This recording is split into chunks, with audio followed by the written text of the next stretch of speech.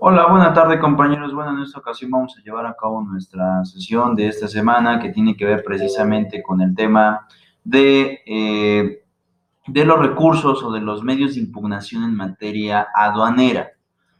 Cuando vamos a recordar esto y antes de que veamos aquí la ley aduanera, después nos vamos a remitir al Código Fiscal de la Federación.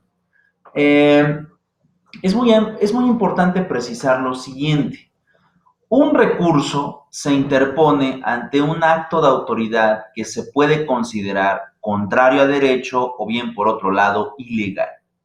Cuando esto sucede, es una facultad que el Estado le otorga a un ciudadano o a un individuo de poderse defender de este acto de autoridad mediante la tramitación de algún recurso.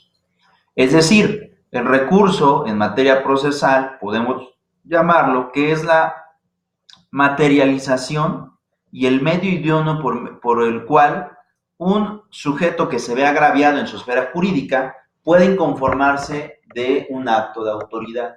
Entonces, sobre esta parte, no crean, y aquí haré un paréntesis de lo que manifesté en un principio, no crean que por el simple hecho de que aduanas es una autoridad, puede emitir actos en los cuales tú no te puedes inconformar. Esta idea es totalmente equívoca. Sí te puedes inconformar, sí puedes manifestar tu descontento por X o Y situación, que en este caso sería que el acto de autoridad que tú consideres pues no está ya sea apegado a derecho, bien se está prejuzgando de forma arbitraria, no se están apegando a los manuales, no hay un completo fundamento legal de la determinación que puede tomar la autoridad, etcétera. Pueden ser muchas cuestiones, pero lo que debe de resaltar aquí es que simplemente este acto va en contra de lo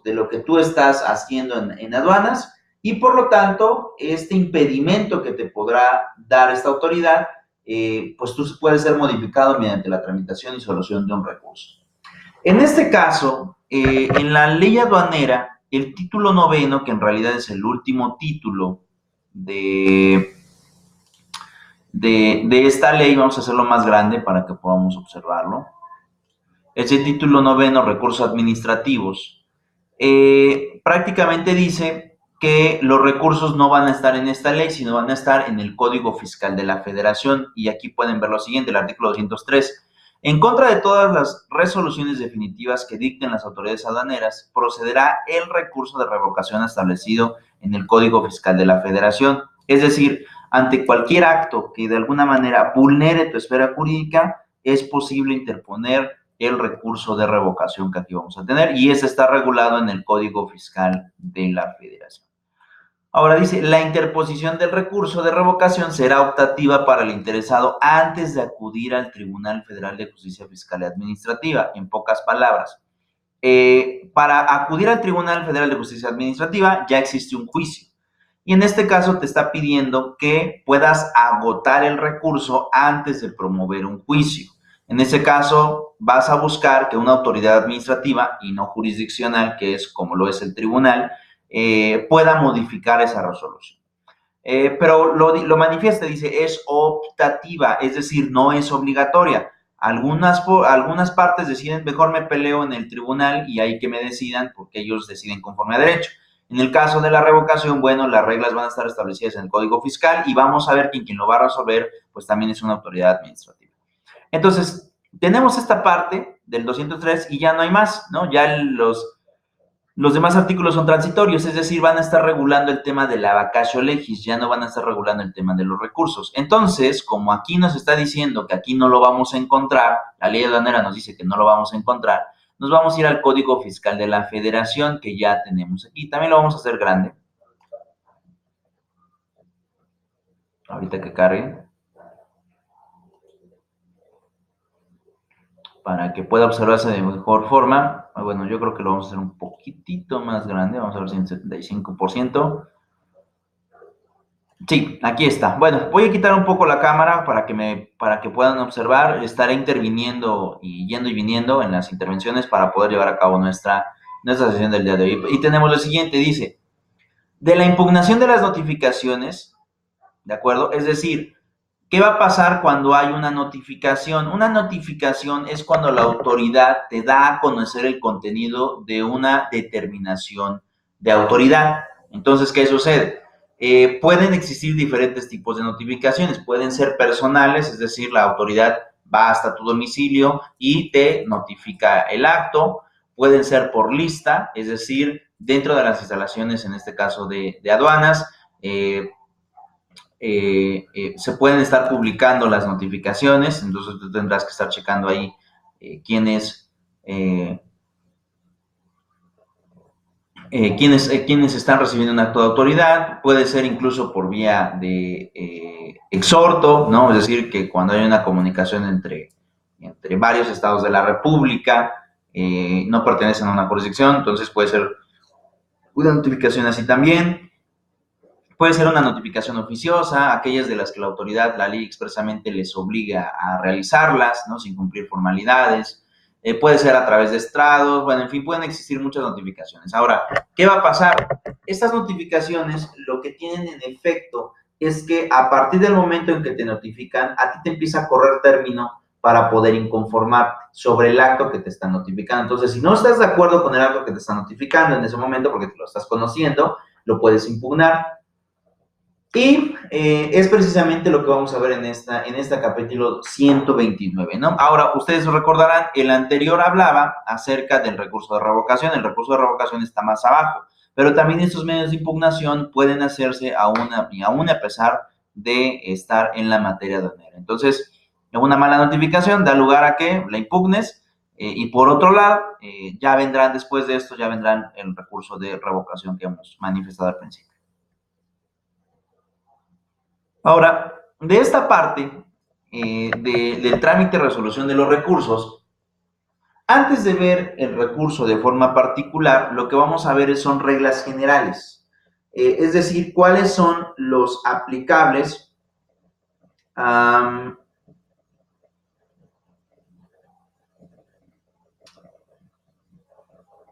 ¿cuáles son los aplicables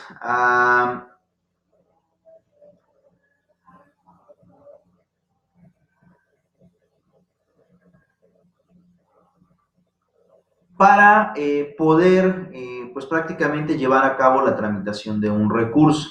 Entonces, en este caso, lo que vamos a hacer es literalmente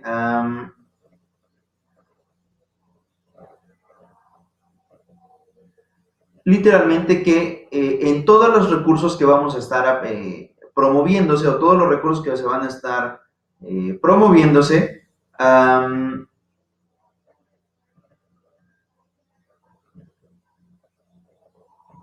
se va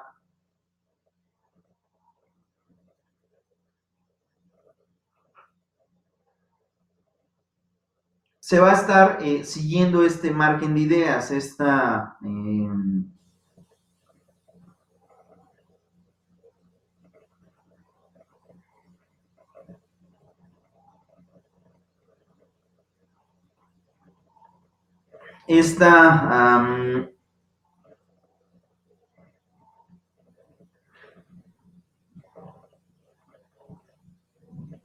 fórmula en donde estas reglas serán las básicas para poder interponer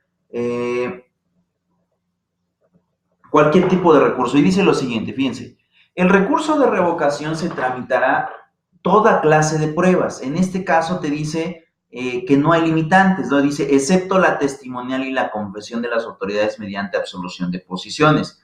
Ustedes recordarán en sus antiguas clases que han pues llevado a lo largo de la carrera, la prueba testimonial implica en que vayan al recinto jurisdiccional que resolverá de la tramitación del recurso y que manifiesten los hechos que a ellos pues prácticamente presenciaron y que están en el tenor de poder manifestarlo ante una autoridad. De forma voluntaria prácticamente es esta resolución, de forma voluntaria es prácticamente esta situación y es así cómo se genera la prueba testimonial. Por otro lado, también tenemos otro tipo de prueba que viene siendo la prueba confesional a través de la absolución de posiciones. La prueba confesional implica que aquella parte que la haya ofertado mandará a citar a una persona de manera determinada. Cuando éste comparezca al juzgado, la parte que la ofreció o la parte que ofreció la prueba podrá, mediante un pliego de posiciones recuerden que es el nombre que nosotros le damos a las preguntas, o sea, un pliego de preguntas, este compareciente tendrá que responderlas en sentido afirmativo o negativo. Y bueno, ya ahí ustedes recordarán que hay algunas limitantes para ese tipo de prueba, en donde te dice que no puede, pues no puede, ¿cómo explicarlo? No puede responder de manera evasiva, ¿no? Porque en caso de que responda de manera evasiva, entonces eso quiere decir que se traducirá como una resistencia a poder, pues una resistencia a poder contestar. Y cuando existe esta resistencia a poder contestar, pues esto implicaría que la autoridad tendrá que tomar dicha respuesta pues en sentido afirmativo. En ese sentido, lo que vamos a estar argumentando es que literalmente pues la autoridad tendrá que exhortar al compareciente para que pueda, pues para que pueda principalmente responder a estas preguntas. Entonces, viene esa parte y dice, bueno, todo tipo de pruebas, menos estas dos. Ahora, ¿cuáles otras quedarían? Pues obviamente queda la presuncional legal y humana, queda también la prueba documental pública y privada, queda la prueba pericial, etcétera, etcétera, etcétera. Ahora vamos a ver qué más dice. No se considerará comprendida en esta prohibición la petición de informes de las autoridades fiscales. Entonces, estos informes son, compañeros, lo que nosotros llamamos documental de informes. Cuando tú, de alguna manera, le solicitas a una autoridad que te pueda rendir ciertas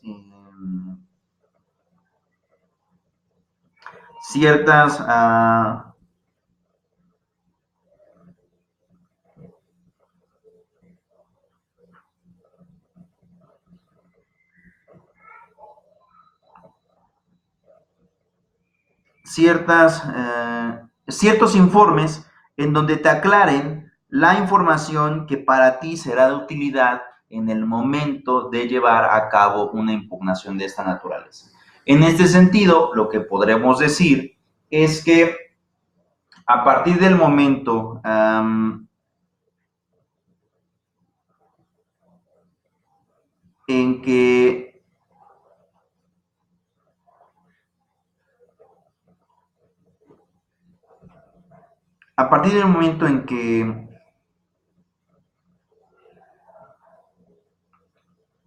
que tú mandas a traer una resolución de esta terminación o de esta determinación, implica que a lo mejor seguramente tú vas a pedirle a la autoridad que te aclare ciertos montos de tus declaraciones, ¿no? Por ejemplo, que te hayan puesto una multa y que tú digas, ¿sabes qué? Es que no puedo pagarla, ¿no? O bien que a lo mejor esté equivocando el precio de alguna mercancía y tú le pidas y le solicites que a través de esos informes te requiera para poder saber el precio en el mercado de una mercancía determinada. Entonces, pueden ser muchas cosas, ¿no? Pueden ser o aclarar a lo mejor la capacidad económica de alguna de las partes, bueno, en fin, pueden ser muchas situaciones. Entonces, esta te dice no queda comprendida, por lo tanto, ¿qué sucede? Tú puedes mandarla a pedir a una autoridad que te mande informes sobre determinada información y esto implicará que tú puedas obtener información a través de la tramitación del recurso. Ahora dice, respecto de hechos que consten en los expedientes y documentos agregados en ellos, ¿no? Que en esto vuelvo a repetir, ya dentro de los expedientes de los cuales está derivando la tramitación del acto de autoridad, que en este caso, pues en su mayoría son multas, ¿no? Es decir,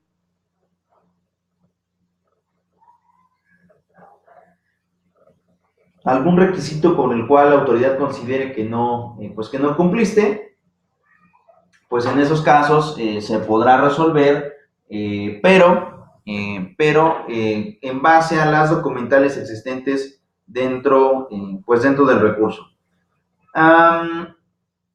En ese sentido,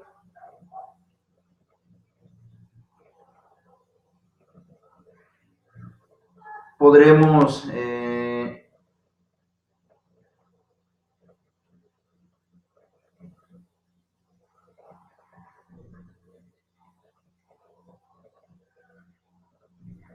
en este sentido,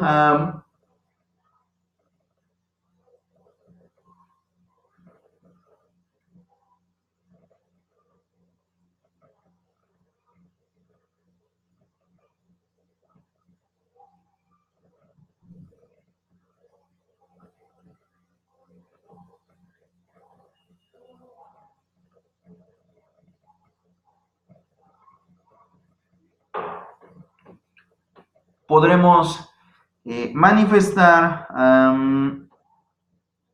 que las constancias que estén dentro de los expedientes en materia aduanera, de ahí derivarán las constancias que tú puedas solicitar, ¿no? Para que puedas tener en la tramitación del recurso documentos originales o bien que tengan esa calidad a través de la certificación que haga la autoridad aduanera.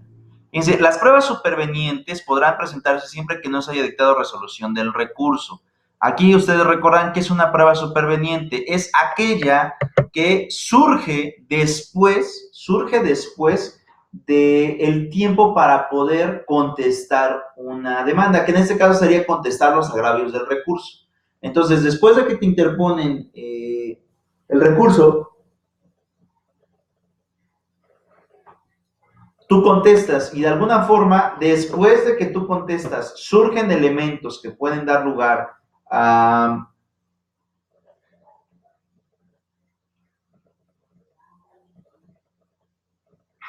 a que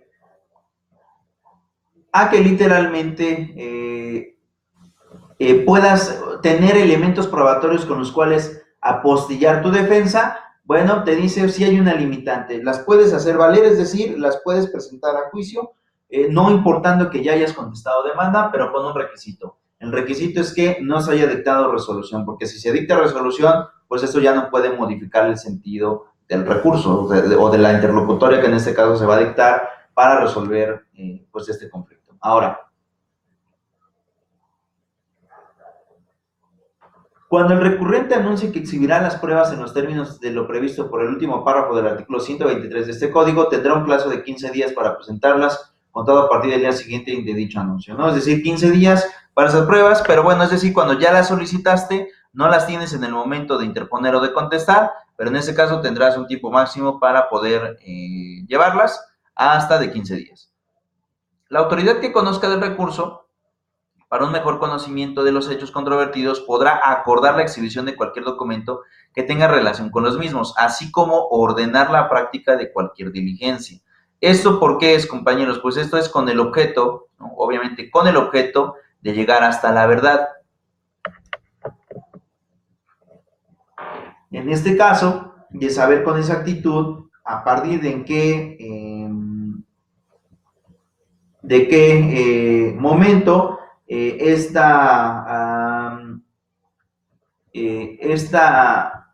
esta inconformidad puede tener efecto o necesita apoyarse de alguna diligencia, ya sea para comprobar documentos, bueno, pueden darse ahí muchas situaciones, pero el sentido original es que se logre llegar a la verdad a través de la búsqueda de los datos que implican esta búsqueda de verdad.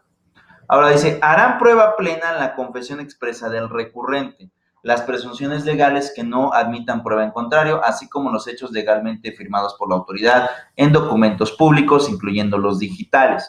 Pero si en los documentos públicos citados se contienen declaraciones de verdad o manifestaciones de hechos de particulares, los documentos solo prueban plenamente que, ante la autoridad que los expidió, se hicieron tales declaraciones o manifestaciones, pero no prueban la verdad de lo declarado o lo manifestado, que en este caso es algo muy importante. Es decir, a los dichos, ¿no? A los dichos, no quiere decir que en un expediente, ¿no? Si alguien manifiesta alguna idea, quiere decir que es la verdad. En este caso dice solamente los documentos en donde se haya firmado, ya sea de forma impresa o bien a través de la firma electrónica y que hayan formado o que hayan dado lugar a formar el expediente que pues hoy se conoce como archivo digital. Ustedes recordarán que en un principio de este curso se logró desprender, por así manifestarlo, se logró desprender que la digitalización de informes son muy necesarios, ¿no? Sobre todo ahora por el acceso a la información. Y eso implica que Eso implica que um,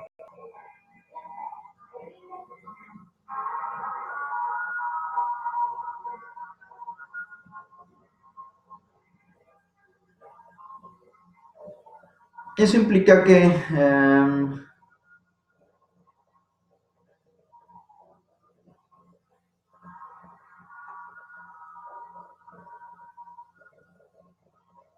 literalmente vamos a tener una,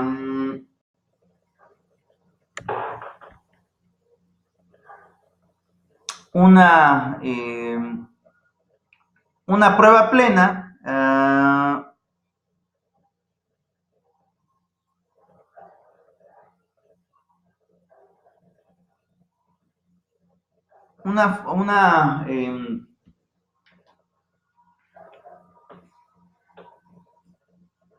una confesión, pero sí es solamente sobre las cuestiones legales. En este caso, solamente lo que se haya firmado. Lo que no, simplemente son declaraciones, aún a pesar de que consten en actuaciones de un expediente del cual derive el acto que se va a estar reclamando.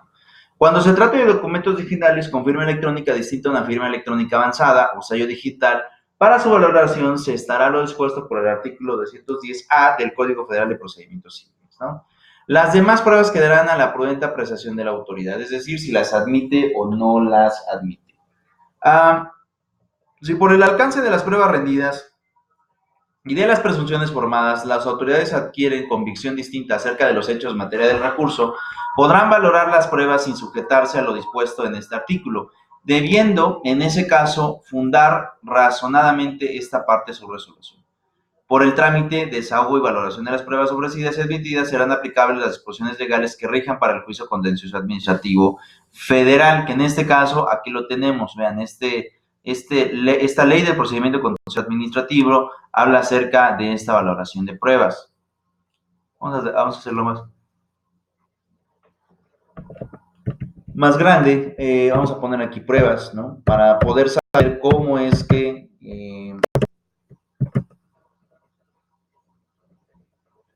se van a estar, pues prácticamente tomando en cuenta, ¿no? Aquí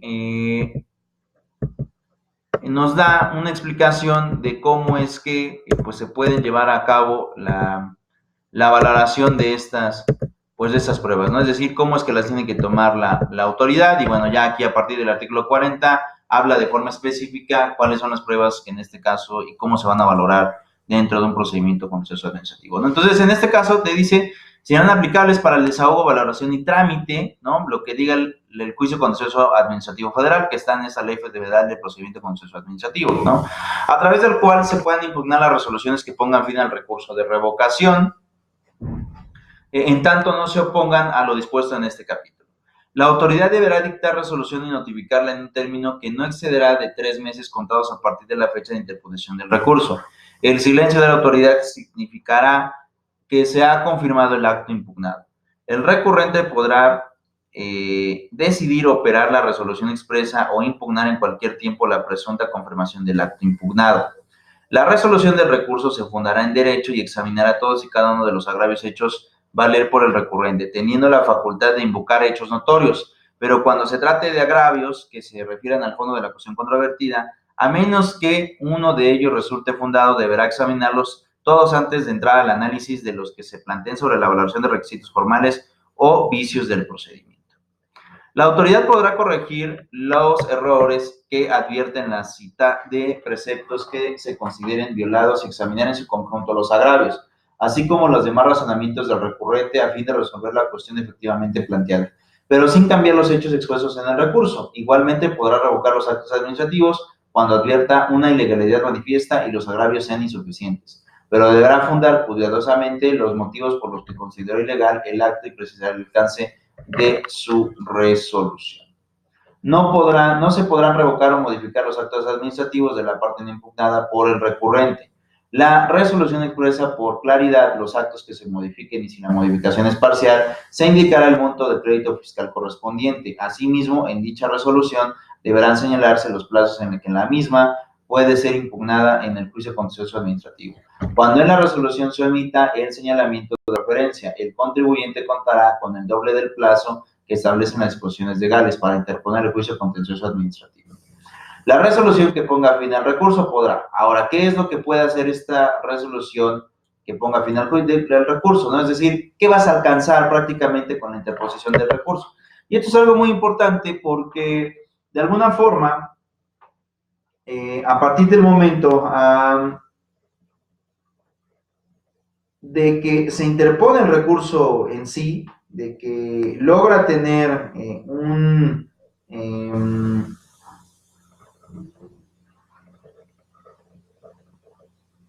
un avance notorio e importante, ¿no?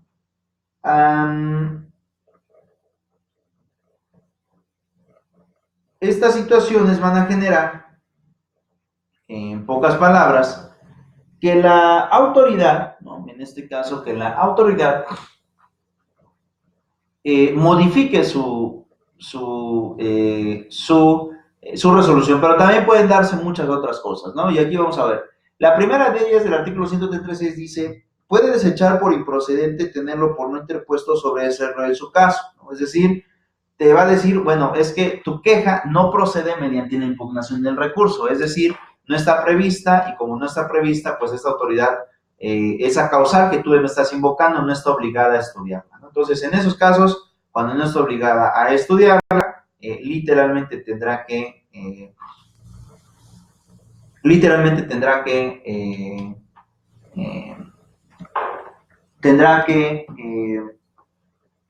poder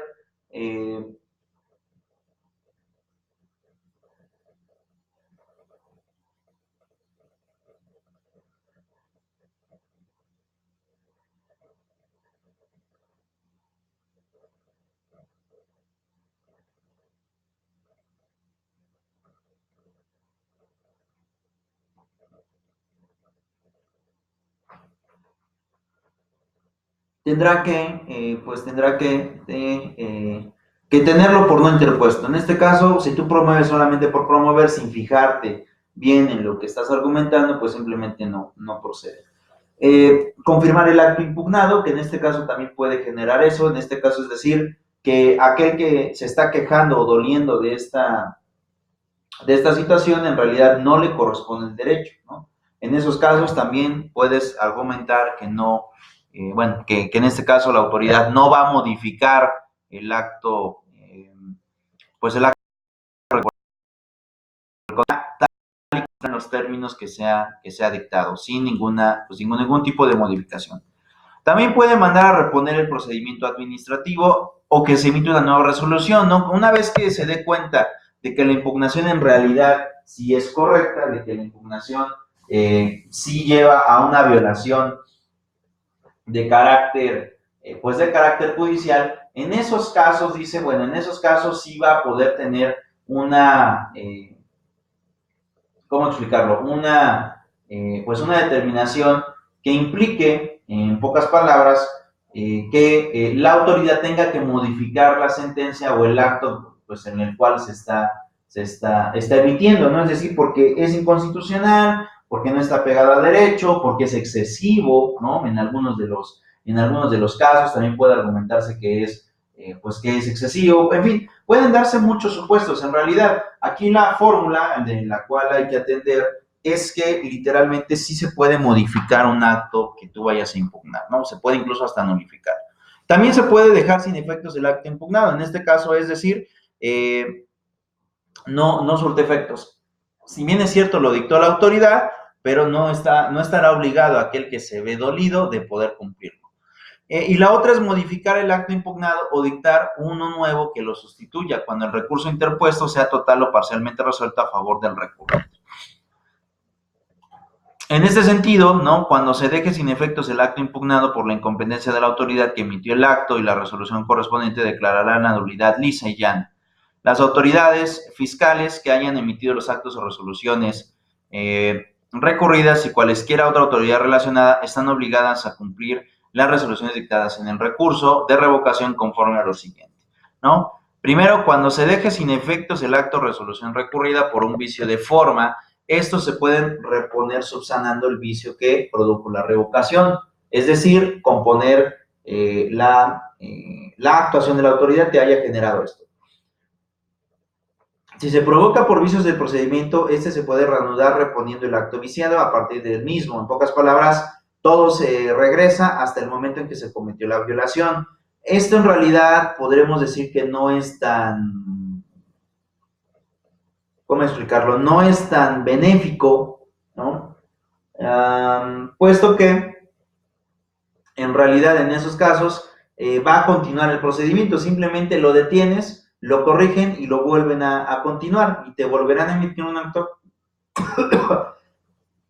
un acto que seguramente tendrá o dará lugar a otro acto de molestia. Entonces, en esos casos también,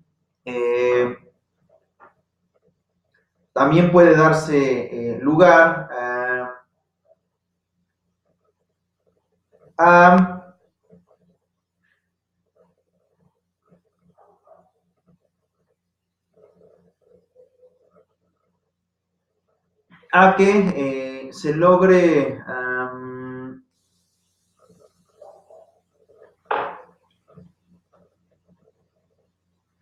a que se logre pues prácticamente nulificar por completo, no simplemente se corrige y va de nuevo. En ambos casos, la autoridad que deba cumplir con la resolución firme cuenta con un plazo de 4 meses para reponer el procedimiento y dictar una nueva resolución definitiva, aun cuando hayan transcurrido los plazos señalados al 46A y 67 de este código. En este caso, previsto en el párrafo anterior, cuando sea necesario realizar un acto de autoridad en el extranjero o solicitar información a terceros para corroborar datos relacionados con las operaciones efectuadas con los contribuyentes. En el plazo de 3 meses, no se contará el tiempo transcurrido entre la petición de la información o de la realización del acto correspondiente y aquel en que se proporcione dicha información o se realice el acto. Igualmente, cuando en la reposición del procedimiento se presenta alguno de los supuestos de suspensión o que se refiere al artículo 46A de este código, tampoco se contará dentro del plazo de 3 meses en el periodo por el que se suspende el plazo para concluir las visitas domiciliarias o las revisiones de gabinete previsto en dicho precepto, según corresponda, sin que dicho plazo pueda exceder de 5 años contados a partir en la que se haya emitido la resolución. Si la autoridad tiene facultades discrecionales para iniciar el procedimiento o para dictar un nuevo acto o resolución en relación con dicho procedimiento, podrá abstenerse de reponerlo, siempre que no afecte al particular que obtuvo la revocación del acto o resolución impugnada.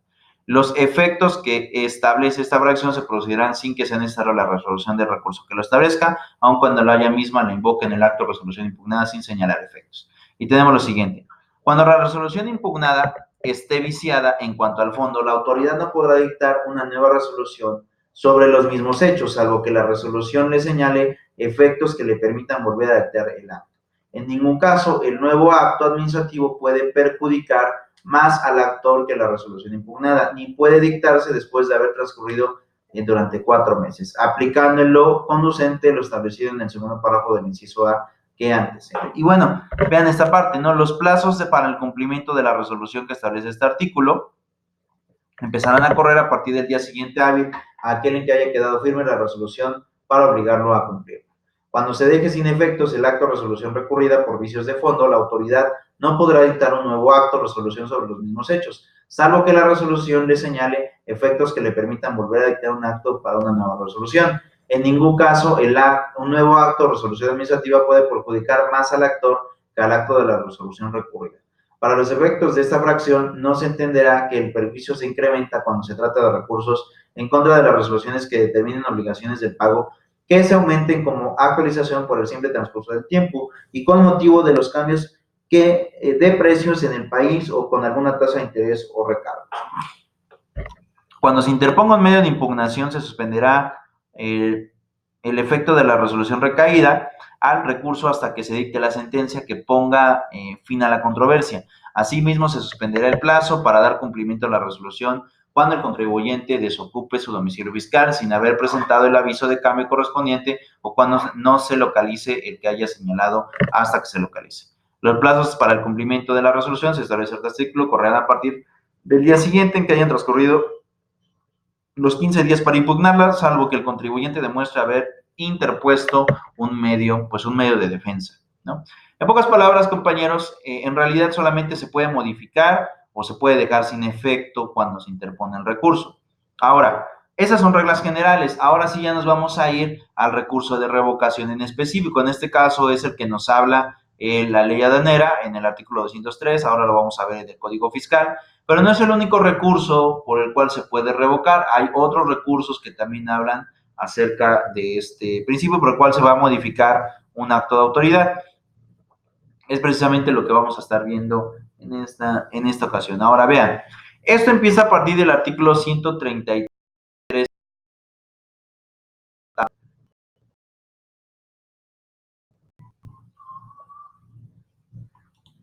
Apartado B. El recurso de revocación previsto en este capítulo podrá tramitarse y resolverse conforme al procedimiento especializado previsto en esa sección cuando el recurrente impugne, y ya vamos a ver, resoluciones definitivas que deriven en el ejercicio de facultades de comprobación a que se refiere el artículo 42, fracciones 2, 3 y 9 de este código, y la cuantía determinada sea mayor a 200 veces la unidad de medida y actualización elevada del año, vigente al momento de la emisión de la resolución impugnada. En lo no previsto de la presente sección se aplicarán las demás disposiciones señaladas en este capítulo observando los principios de realidad y celeridad. El promovente que haya optado por el recurso de revocación exclusivo de fondo podrá variar su elección. Antes de admitir a trámite el recurso de revocación exclusivo de fondo, la autoridad deberá verificar que se cumplan con los requisitos de procedencia y que no se configure alguna causal de sobrecimiento de conformidad con lo previsto en los artículos 18, 121, 122, 123, 124, 124 y 126 de este código. El promovente solo podrá hacer valer los agravios que tengan por objeto resolver exclusivamente sobre el fondo de la resolución que se incurre, sin que obste para ello de la misma se encuentre motivada en el incumplimiento total o parcial de los requisitos exclusivamente formales o de procedimientos establecidos en las disposiciones jurídicas aplicables. Para los efectos del recurso de revocación, inclusivo o exclusivo de fondo, se entenderá como agravio de fondo aquel que se refiera al sujeto, objeto, base, tasa o tarifa, respecto de las contribuciones revisadas que pretendan controvertir conforme a alguno de los siguientes supuestos. Los hechos o omisiones calificados en la resolución impugnada como constitutivos de incumplimiento de las obligaciones revisadas, la aplicación o interpretación de las normas jurídicas involucradas, los efectos que haya atribuido la autoridad emisora del contribuyente respecto del incumplimiento total o parcial de los requisitos formales o de procedimiento que impacten y trasciendan al fondo de la resolución recurrida. La valoración o falta de apreciación de las pruebas relacionadas con los supuestos mencionados de las fracciones anteriores. Y tenemos el 133. El escrito de interposición del recurso de revocación exclusivo de fondo deberá satisfacer los requisitos previstos en el artículo 18 y 122 de este código y señalar además las siguientes. ¿Qué más debe de señalar? Manifestación expresa de que se opta por el recurso de revocación exclusivo de fondo, ¿no? Que en este caso es el que se va a promover. Aquí sí tienes que hacer la señalización de que vas a invocar esa figura y sobre esta vas a impugnar. No sobre violaciones procedimentales, sino violaciones de fondo que pueden resultar en una mala calificación del acto emitido por parte de la autoridad. Sobre ese tenor se va a estar prejuzgando. La expresión breve y concreta de los agravios de fondo que se plantean también, expresión breve y concreta de los agravios de fondo que se plantean. En cualquiera de esos supuestos también vamos a tener esta esta resolución, y también vamos a generar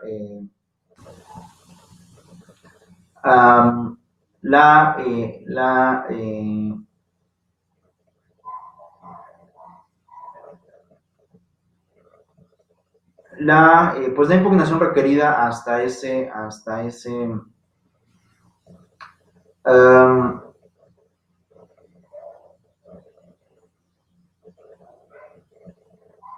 hasta ese momento. Y en ese sentido, podremos decir que cuando se plantean cuestiones de fondo, vamos, literalmente,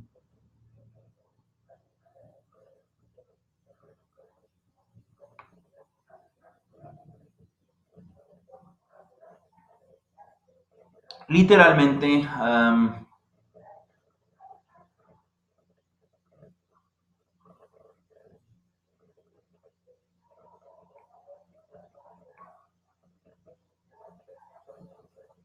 literalmente,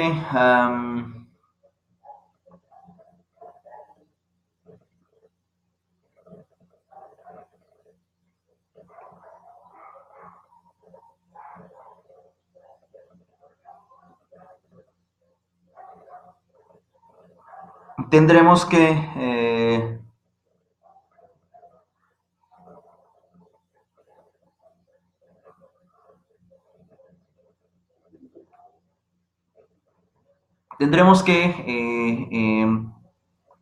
ir al argumento del por qué surgió ese acto, y en esos casos, bueno, también se tiene que expresar. Ahora, fíjense, una vez que se señala el agravio, también el agravio tiene que precisar lo siguiente: la forma en que se apreciaron los hechos o omisiones revisados, ¿no? Es decir, cómo es que se emitió el acto. La interpretación y aplicaciones de las normas involucradas, en pocas palabras, si es que la autoridad hizo una correcta fundamentación del acto, pues, que se está impugnando. Los efectos que le atribuyeron al cumplimiento total, parcial o extemporáneo de los requisitos formales o de procedimiento que impacten o trasciendan el fondo de la controversia. Si cualquiera de los supuestos anteriores son coincidentes, incluso la incongruencia de las determinaciones judiciales también da lugar a la impugnación, porque no hay certeza del acto que se está emitiendo. Se requiere del desahogo de una audiencia para exponer las razones por las cuales considera le asiste la razón en presencia de la autoridad administrativa competente para resolver el recurso de revocación exclusivo y de fondo, y de la autoridad que emitió la resolución recurrida. El promovente deberá adjuntar al escrito en que se promueva el recurso de revocación exclusivo de fondo los mismos documentos que prevé el artículo 123 del presente código, observando las formalidades de las pruebas documentales que contiene dicho precepto legal, debiendo reaccionar expresamente las pruebas que ofrezcan los hechos para acreditar las mismas, cuando se omita alguno de los requisitos que debe contener el escrito de interposición del recurso de revocación exclusivo de fondo. Se requerirá al promovente para que cumpla con dichos requisitos dentro del plazo de 5 días, contados a partir en que surta efecto la notificación del citado requerimiento. De no hacerlo, o si se advierte que únicamente se plantean agravios relativos a cuestiones de forma o procedimiento, el recurso de revocación se tramitará por la forma tradicional, que en este caso no va sobre las cuestiones de fondo, simplemente se hace de manera general. En el caso de que el promovente, en vez de que optó por el recurso de revocación exclusivo de fondo, formule en su escrito la promoción de agravios de fondo y forma o procedimiento, estos dos últimos se tendrán por no formulados y solo se observarán los agravios de fondo, ¿no? Es decir, cuando vas al fondo no puedes alegar cuestiones de procedimiento, no las puedes alegar. Forzosamente te tienes que limitar, ¿no? En este caso sería limitar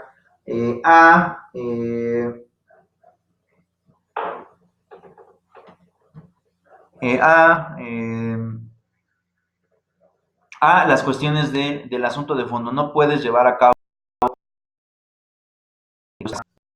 procedimentales, ¿no? Y es por eso que se prevé de alguna forma que el recurso tenga ese efecto, ¿no? Es decir, que tú decidas, ¿vas sobre el procedimiento y el fondo o solamente vas por el fondo? Si el promovente satisface los requisitos que debe contener la promoción del recurso de revocación exclusiva de fondo, la autoridad encargada de la resolución del mismo emitirá el oficio a través del cual se tenga por admitido el recurso. En este caso, cumples con las formalidades, entonces vamos a la admisión y bueno, de allí derivarán las consecuencias posteriores de la interposición del recurso.